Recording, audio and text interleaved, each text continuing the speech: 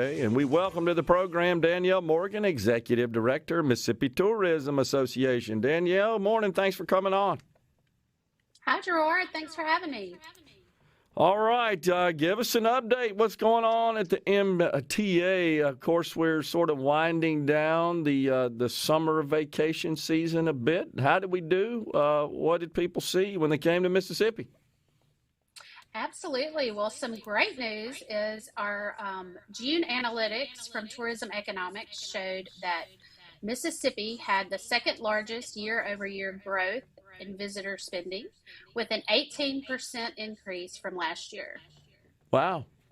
Well, so what do you attribute that increase? I think, of course, we've got some great things working at the state level with marketing at Visit Mississippi. We also have our recovery funding that has rolled out across the state and communities throughout the state. And that's just been a tremendous marketing push to get people into the state. Also, I'm proud to say that Visit Mississippi won a national award from U.S. Travel for their broadcast marketing campaign. So that was a tremendous honor, competing with people across the United States. For Mississippi to take that top honor was really exciting for us. Wow. So tell us about that campaign. What did that consist of exactly? Where were you marketing with certain media, certain messaging?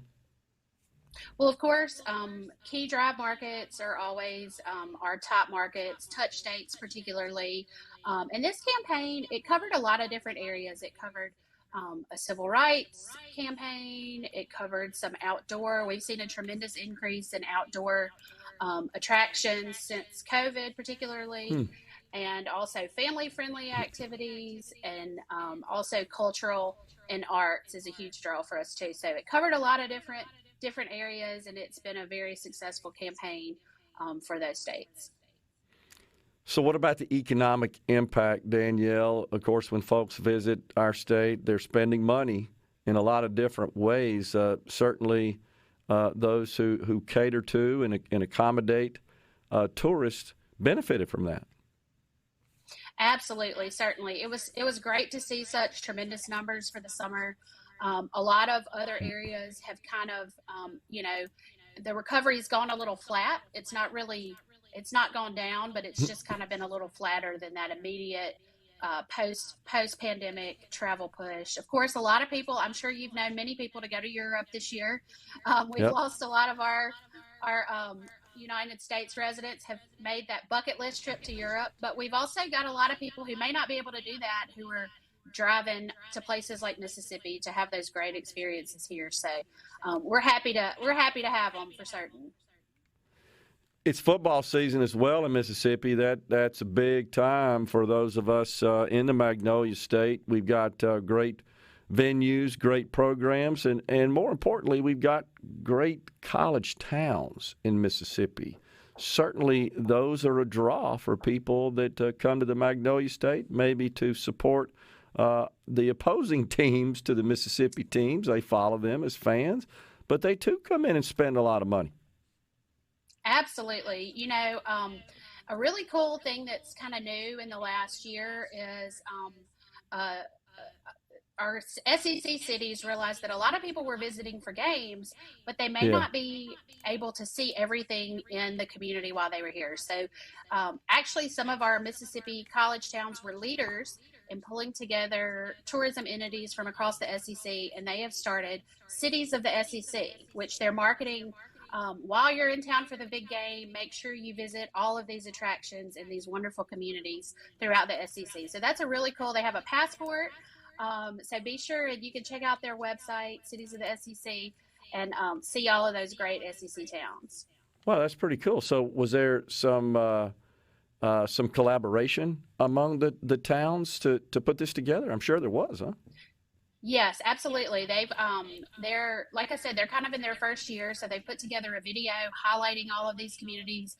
They had a presence at SEC Media Days, and they're kind of partnering more with the SEC to make sure that they're getting all of those wonderful things to do out to people who are visiting to support their favorite college team. Yeah. Do you think this may actually attract people who are just interested in just the experience and may not necessarily have an association with one of the teams competing?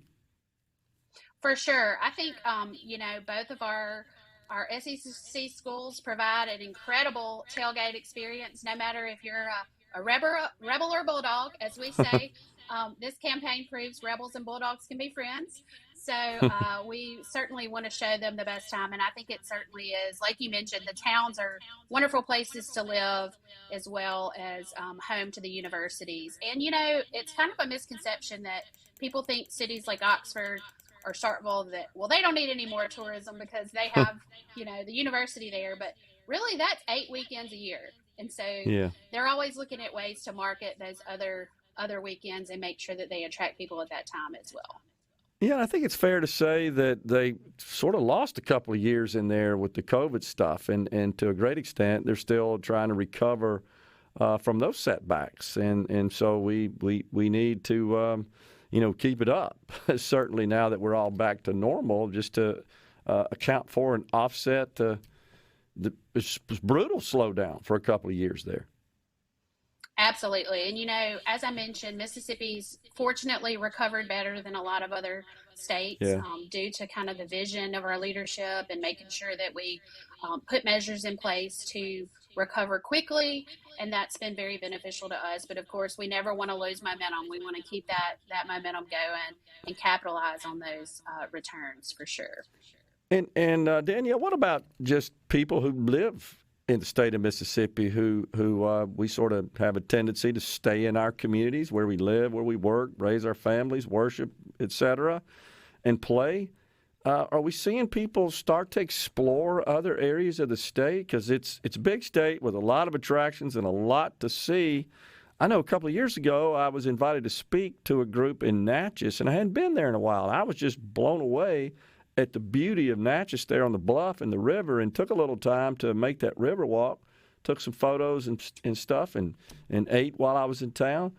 And I'm just not picking on Natchez and pointing that out, but we've got lots of communities like that with lots to see, and it'd be a good thing for Mississippians to get out and enjoy it, experience it. For sure. And I think that's also a positive after the pandemic. I think we've seen more people explore their own backyard and maybe discover some wonderful things around the state that they may not have known about. And I think that's been a silver lining for state residents to kind of rediscover what makes Mississippi so special and seeing those other areas. And, in tourism, Mississippi's really put a stronger focus on developing our tourism assets over the last few years, and that's really paid off. You look at the aquarium down on the coast, and the Max and Meridian, the Children's Museum, all of those wonderful things have really helped to boost our tourism economy. That's a good point. A good way to describe it, I should say, is rediscover. Because I think a lot of us, I'm certainly one that have been in these areas just in my history of living in Mississippi, but maybe hadn't been in a while. And a lot of things are the same, but a lot of things have changed. There's a lot more to do. I think I cruising the coast a couple of years ago. I interviewed the director of, I believe it's the Mardi Gras Museum, for example, on the coast. And I didn't even know one existed. And that just sounded really cool. We have a rich history there with the Mardi Gras holiday. And it was indicated that people do come from all over the country just to visit that particular museum.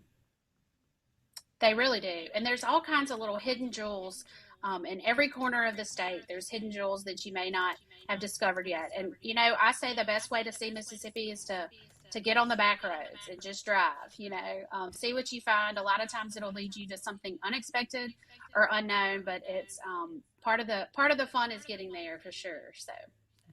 Well, we have a beautiful state, and I enjoy it each time I get out and travel to remote broadcast. And again, I'm just always, I guess, a bit stunned and taken back at just the rich beauty of our state.